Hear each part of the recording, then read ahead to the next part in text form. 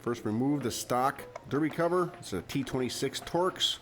5 fasteners, get that out of the way. Loctite your fasteners. Quarter 20, 120 inch-pounds. Install the O-ring on the back side of the subplate.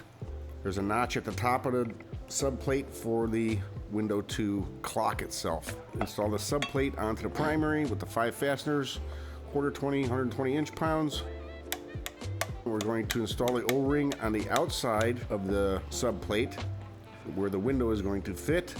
I'm going to put the window in place, hold it there while we install the bezel, torque the bezel, and we're done. And you can watch your clutch moving when you pull the lever in and out, and it also, when the engine is running, that whole mechanism in there is your clutch basket assembly will be spinning.